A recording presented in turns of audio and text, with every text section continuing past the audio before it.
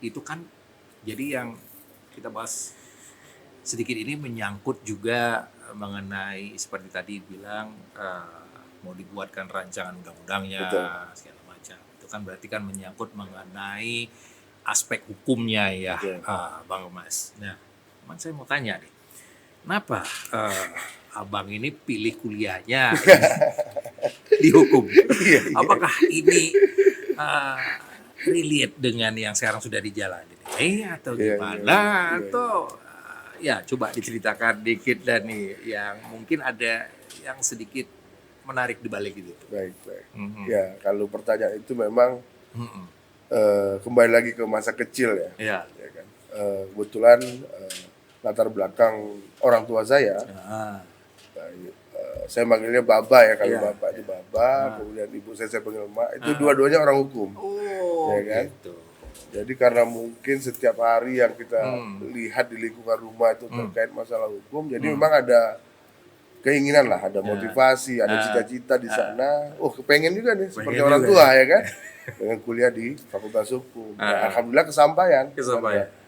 Nah, ternyata Waktu itu setelah ngambil di mana kuliah saya hukumnya? kuliahnya di kabupaten di Kota Malang, Oh, Kota Malang. kebetulan tidak di Jambi ya kan. Jadi Hmm. karena kenapa pilih di Malang, karena waktu itu kotanya agak dingin. Oke. Iya. Jadi Jadi siapa tahu bisa memutihkan badan lah Om Andre.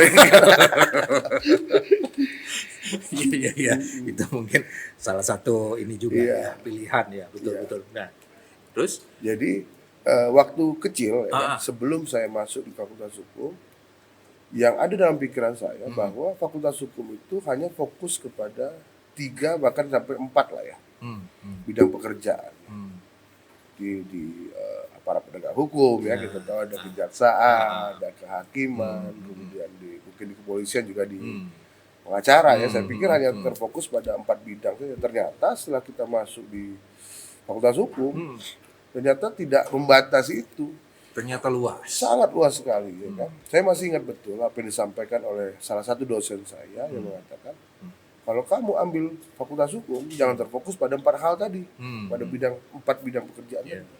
Kamu mau jadi pengusaha yang mengerti Tentang hukum hukum. yang ada di Indonesia. Dan itu sudah diterapkan lah sebagai Bang Alhamdulillah. Kemas Iya kan? sebagai pengusaha. Betul. Mau jadi makelar, mau jadi apapun, Iya, iya. tapi kita punya satu Basic apa ya, untuk mengerti mengenai hukum. peraturan-peraturan itu mesti kita pahami. Itulah yang membedakan orang yang mengerti aturan dengan yang mungkin kurang mengerti ya kan. Seperti contoh lah Om, kita bikin perjanjian kerja. Lagi di zaman sekarang orang bisa langsung nih ambil copy paste dari media digital ya. Tapi kalau orang yang memahami hukum itu tahu, oh ini jiplak ini kan. jiplak ini, Karena copy memang paste nih. ada poin-poin yang mesti kita pahami di situ. Nah, jadi ada perbedaan sedikit lah. Artinya kalau boleh dibilang ada keuntungan dan keunggulan sedikit lah orang hukum dibandingkan dengan bidang-bidang yang lain. Oh gitu ya. Begitu ya kan. Oh, jadi ya lebih memahami legalitasnya lah Betul. seperti itu ya. Dan alhamdulillah di KPID kan memang banyak sekali pasal-pasal yang mesti kita terapkan ya dalam pelaksanaan dunia penyiaran yang ada di Provinsi Jambi. Betul. Ya itu jaga sedikit mempermudah lah ya. Jadi sejalan ya dengan yang Ya sekarang begitu ini ya kan. diembat Sehingga ya. kita bisa bekerja secara optimal ya, artinya dengan penerapan hukum, dengan pelaksanaan, dan alhamdulillah juga di KPID kita jadi regulator, kita juga membuat produk hukum di sana. Oh gitu. Ya, kan di KPID ada namanya P3SPS, jadi pedoman perilaku penyiaran dan standar program siaran. Nah itu yang dibuatnya itu di KPI, gitu Om Andra. Jadi memang masa menjabat di KPID sekarang ini berapa lama? kalau menurut aturan ya undang-undang 3 tahun. 3 tahun. 3 tahun ya kan, tapi diperbolehkan untuk periode yang kedua. Oh, dia dibatasi kan cuma sampai 2 periode atau boleh? Ya kalau aturan yang sekarang, undang-undang sekarang seperti itu. Tapi kalau di RUU yang baru nanti akan ada penambahan masa jabatan, tetapi ada pengurangan dari jumlah komisionernya. Ya, tapi ini kan masih RUU ya sifatnya ya. Kemarin kita sudah sempat diskusikan dengan kawan-kawan seluruh KPI se-Indonesia. masih pro kontra juga kayaknya terkait dengan regulasi tersebut. Ya, mudah-mudahan sih bisa diambil jalan yang terbaik, apalagi kalau seandainya rancangan undang-undang untuk masalah penyiaran ini diperluas, pastinya kan akan membutuhkan kinerja yang lebih maksimal lagi, Bang Mas. Nah, bicara mengenai KPID, nah ini tentunya juga tadi sudah dijelaskan di awal, Bang Mas ini terlibat di dunia penyiaran ya, karena ya itu tadi dari masa pada saat mengenyam pendidikan sebagai mahasiswa kuliah senang ini bergaul dengan teman-teman di dunia penyiaran, akhirnya punya misi nih, ini nanti aku ingin terus nih, dan akhirnya bisa tercapai, dan sekarang menduduki sebagai ketua Komisi Penyiaran Daerah Provinsi Jambi. Nah, ini tentunya juga ada tantangan tersendiri nih untuk jadi ketua KPID Jambi. Apa sih tantangan yang terasa ini menjabat ketua KPID? Sudah berapa lama ini menjabat ketua KPID? Hampir kurang lebih 1 tahun. 1 tahun ya. Nah, berarti masih ada 2 tahun lagi. Masih lama. Kalau bisa 3 lah, kalau bisa jangan 2 tahun lagi. Kalau bisa 5 tahun lagi juga tidak apa-apa. Karena masih banyak yang harus diselesaikan. Jadi masih banyak yang diselesaikan. Iya. Maunya nambah lagi, oke. Itu salah satu ya mungkin jeritan hati yang paling dalam. Nah, mungkin bisa diceritakan ada tantangan tersendiri nggak ini? Kalau bicara tantangan tentu banyak sekali ya. Banyak ya. Sempat saya singgung terkait dengan tantangan yang dihadapi oleh seluruh lembaga penyiaran mainstream ya. Ya. Artinya mainstream ini kan kita bedakan sama teman-teman di lembaga penyiaran itu dia mesti punya izin. Dia mesti bayar pajak, ya kan? Ya. Kemudian dia mesti bayar karyawan, banyak sekali tuh komponen-komponen yang kalau kita bahas sudah selesai ini nanti kan. Nah, sementara teman-teman yang ada di media sosial, dia tidak pakai izin, dia tidak bayar pajak, ya kan? Itu saja sudah menjadi salah satu tantangan ya bagi teman-teman di lembaga penyiaran. Nah, lalu terkait masalah update informasi. Nah, kalau teman-teman di media sosial, saya pikir hari ini kita bikin program, hari itu pun juga bisa langsung kita naikkan. Nah, sementara di LP kan ada timing tertentu nih, programnya harus ditayangkan hari apa, kemudian sebelum ditayangkan nanya dulu nih sama Komisi Penyiaran apakah ini boleh gitu ya. Ditambah lagi dengan regulasi terkait dengan apa yang mesti dipatuhi terkait dengan apa yang disampaikan kepada masyarakat. Karena kan kita menjaga betul ya kan? Etika penyiaran, etika jurnalisme, banyak sekali lah ya poin-poin terkait regulasi yang mesti kita patuhi. Nah, itu tidak dirasakan oleh teman-teman yang di dunia media sosial. Mereka kan bisa dengan secara gamblang mengeluarkan program-program yang tanpa harus ada ibaratnya pembatasan atau filter tadi seperti Om Andra bilang ya kan. Nah, ini menjadi tantangan. Ditambah lagi memang di era digitalisasi orang sekarang sudah tidak lagi atau tidak banyak lagi ya yang menonton TV secara langsung. Nah, itu akhirnya dampaknya begitu masif ini Bang Mas. Jadi sehingga membuat yang namanya dunia penyiaran seperti televisi, radio, terutama media cetak ini berdampak oleh karena ya itu tadi media online ini. Nah, jadi ini jadi merupakan tantangan dari KPI yang tentunya ini harus bisa menjadi atau ya ada solusinya ini. Jadi jangan hanya cuma ini aja, akhirnya nanti kasihan yang teman-teman ini.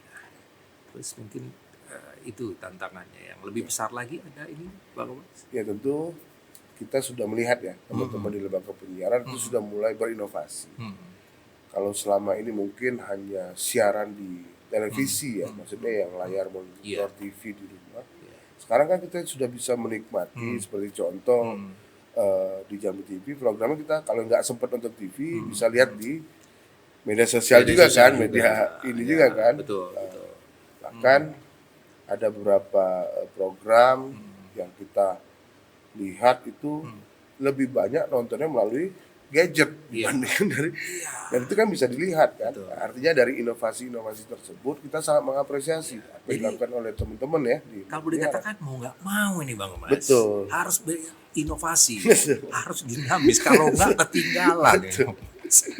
Iya, betul ya. Betul. Jadi kalau nggak itu ketinggalan. Nah, sementara kita beralih nih ke media sosial. Nah, jadi akhirnya gimana nih kami ini? Waduh, ini sementara waktu di televisi saya agak sedikit batasi, teman saya udah di media sosial nih. Iya. Waduh, mau nggak mau nih ya udahlah. Nah, kalau kita memberikan ini ya, memberikan ruang ya Ruang, bagi ya. teman-teman di lembaga penyiaran, ya memang harus, karena memang sudah zamannya begitu kan. Gitu ya. Itu tadi sempat disinggung terkait masalah media cetak ya. Iya. Dulu saya masih ingat betul, setiap kali kita bangun pagi Iya. ya mau sarapan Iya. itu pasti pegang media cetak ya. Pakai cetak sambil ngopi, Betul, ya kan, kan? pagi itu, waduh, Tapi sekarang orang nggak perlu lagi nggak kan. perlu lagi. Cukup lihat dari gadget ya kan, udah tahu semua nih informasi yang ada di dunia kan. Iya. Bahkan lebih cepat ya kan. Sebelum pagi udah dapat info ya. Iya. Dan yang kedua dari radio juga. Betul. Itu orang dengar di mobil, dia dapat informasi terupdate mengenai berita dari radio. Betul. Gitu loh. Wah, ternyata aduh, memang ya. Jadi media ini sekarang ini orang bukan hanya rumah aja yang minimalis, tapi dari tingkah laku juga harus dipersingkat. Minimalis juga nggak mau repot lagi. Bang Mas ya. Aduh, iya. Ini sama juga nih kayak yang ada di sini. Maunya yang ya serba minimalis. Dan praktis ya. Yang praktis. Jadi main tekan-tekan aja tunjuk datang gitu ya. Betul. Nah, jadi kalau boleh katakan tadi itu merupakan challenge-nya atau tantangannya di Komisi Penyiaran. Iya. Tentunya yang paling terasa tadi Bang Mas sebutkan. Dan kalau memang kita dengar nih kata penyiaran yang kita sebutkan ini, penyiaran ini apa sih yang langsung ini juga terlintas dalam pikiran Bang Mas ini? Kalau namanya penyiaran ini, penyiaran ini kan sebenarnya luas ya, Betul. nggak mesti harus di media televisi. Gitu. Sekarang ini kan yang namanya penyiaran itu kan memberikan informasi, Betul. informasi yang bisa dipertanggungjawabkan ya, karena begitu banyak sekali sekarang nih berita-berita yang nggak jelas kemana ya. Nah, apa yang terlintas dalam benaknya Bang Emas nih pas mendengarkan kata penyiaran? Nah, karena Bang Emas ini juga walaupun basicnya bukan orang penyiaran, bukan orang dari media penyiar, tapi bisa menduduki top level saat ini dan itu juga tidak mudah seperti itu. Nah, apa nih kira-kira yang bisa didapatkan? Jadi kalau kita bicara dunia penyiaran, tentu yang pertama kita bicara informasi ya, seperti yang Anda sampaikan. Nah, di dalam undang-undang penyiaran itu jelas dikatakan bahwa informasi yang kategorikan, yang diperbolehkan ya di dalam Republik Kesatuan Indonesia itu mesti diatur dalam regulasi. Jadi kekhawatiran terkait informasi yang tidak sesuai dengan fakta di lapangan itu sudah terangkum dalam undang-undang penyiaran. Makanya penyiaran yang pertama kali saya ingat itu mesti adalah memberikan informasi yang layak dan benar. Kalau kita bicara undang-undang, karena memang di era yang serba praktis, ya kan, serba minimalis, jadi kan bahkan serba update ya, orang sering salah menduga gitu. Terima informasi yang tidak jelas ya, terkait masalah fakta dan datanya, itu kadang-kadang sering dijadikan kebenaran bagi sebagian masyarakat. Mungkin kita tahu bahwa tidak seluruh masyarakat mengetahui bahwa informasi yang didapatkan itu benar apa tidak kan ya. Betul. Apalagi sekarang nih Bang Mas. Sekarang nih eranya AI. Iya betul. Jadi kita nggak tahu lagi ini asli apa Betul, enggak ini. betul, Nah, betul, betul. itu kan salah satu penyiaran juga itu. Betul, betul. Nah, jadi bertambah lagi nih tantangannya nih dari Komisi Penyiaran ini. Ya emang itu menjadi ini ya apa renungan kita bersama. Karena memang kalau bicara aturan Iya, kita belum bisa masuk ke wilayah betul. itu, Amandra, ya kan? Betul, betul.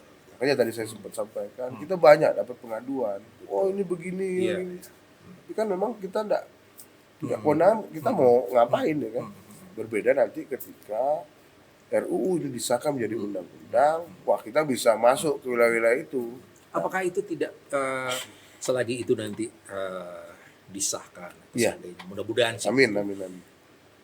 Apakah tidak ada berkolaborasi dengan stakeholder yang terkait atau pihak Iya. yang terkait, seperti kayak Komdigi Iya. atau yang sejenisnya untuk berkolaborasi. Oh ini saya dapat ini masukan, saya dapat ini dari masyarakat, ini gimana nih? Apakah ada seperti itu atau sendiri-sendiri nih? Ya, ini kan Mas? ceritanya jadi berandai-andai ya, Jadi Om Andra. Tapi tentu harapan kita sama lah. Ya, Saya ya. yakin tujuan dari dibentuknya undang-undang penyiaran di tahun 2002 itu kan punya dasar keinginan ya. Ya, Pertama, supaya masyarakat Indonesia itu mampu menerima informasi yang benar dan layak. betul. Itu tujuan utamanya. di Ya, situ. ya. Lalu apa lagi tujuan daripada penyiaran itu? Yang kedua, ya tentu masalah edukasi, pendidikan kan.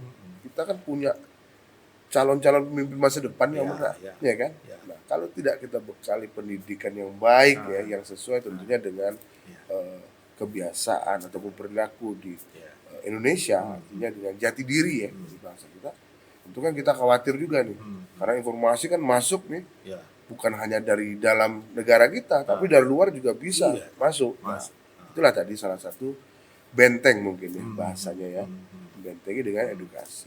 Nah, terakhir, penyiaran itu bukan hanya fokus pada informasi dan pendidikan saja, mesti ada hiburannya juga buat Iya, masyarakat. iya. Kalau kita terlalu tegang kan enggak enak juga ya, Mandra ya, betul, iya kan? betul. Makanya Ada masyarakat mesti diberikan hiburan juga. Iya. Nah, tetapi di dalam undang-undang penyiaran itu dibatasi. Hiburannya jangan yang hedon loh, ya kan? Karena kan Tetap harus dibatasi. iya benar. Nah, Nah, artinya tuh, dengerin tuh. Jangan bablas, harus dibatasi. betul. Banyak nih. Iya. Jangan sampai hiburannya justru mengakibatkan dampak yang kurang baik Iya. kan bagi masyarakat, itu Betul, juga betul, tidak betul. diperkenankan oleh undang-undang. Makanya mesti ada hiburan yang sehat. Artinya kita tetap bisa tertawa, tapi mendapatkan hal-hal yang positif. Sebenarnya itu tujuan daripada penyiaran. Lalu kita bicara lagi, media penyiaran kan juga sebagai perekat sosial, Om Andra. Ya kan? Bagaimana masyarakat yang beragam ya kita Ya. di Indonesia, di Jambi juga, itu bisa direkatkan melalui apa? Ya teman-teman penyiaran yang punya tanggung jawab untuk itu, Ya. ya kan? Ya. Nah, di samping sebagai perekat sosial, media penyiaran ini juga bisa menjadi kontrol sosial. Nah, kalau kita bicara inilah ya, government begitu ya, Amanda kan. Nah, jangan sampai juga orang-orang yang diberikan kekuasaan hari ini itu bisa juga melaksanakan segala sesuatu tanpa ada regulasi. Nah, tugas dari teman-teman di penyiaran itu mesti memberikan kontrol. Jangan sampai kebablasan juga sampai seperti kebablasan. itu. Lalu apalagi kita bicara budaya dong.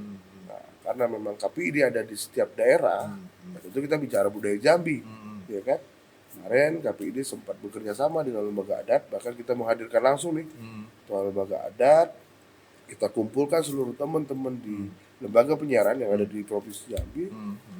Saya masih ingat betul apa yang disampaikan ketua Datuk lembaga adat kita, yang minimal kata beliau, kalau kita bersiaran di Provinsi Jambi, ya bawalah adat Jambi. Minimal kalau nggak bisa seloko, minimal main pantun lah ya kan? Sebelum memulai program baik TV atau program radio ya kan. Nah, sehingga orang bisa mengetahui, oh ini ternyata radio lokal Jambi nih, ya kan? Karena kalau tidak ada identitas atau ciri khas, orang berpikir wah ini radio dari mana? Karena kan radio luar juga bisa masuk ya ke Jambi, frekuensinya kan nomor dalam. Itu yang saya ingat betul ya kan. Artinya kita juga mesti angkat nih kebudayaan Jambi, baik keseniannya, ya kan, banyak sekali lah yang bisa diangkat. Nah, lalu terakhir apa? Nah, yang menjadi dampak penyiaran itu mesti membawa kebangkitan kesejahteraan pada masyarakat. Contohnya Om Anda, saya masih ingat betul ya, ada salah satu stasiun radio di kota Jambi itu fokus betul itu, ngurusin UMKM, ngurusin teman-teman yang di bidang usaha supaya apa? Meningkatkan ini, ya kan? Jadi saya juga Tingkat pengen ekonomi tahu, masyarakat. penasaran Ya, radio siap. apa itu nanti di Ini saya pikir tidak perlu kita sebutkan ya, orang Jambi pasti tahu lah gitu. ya, udah tahu lah. Dan suara penyiarnya kita juga hafal tuh. Aduh, saya jadi penasaran betul. Bener. Siap, Kayak Bapak pasti tahu sekali ini. Iya, Tahu banyak. Karena kita ngawasin itu setiap hari, Ngawasin. harus tahu ya. Iya. Dan itu salah satu tugas dari Komisi Penyiaran.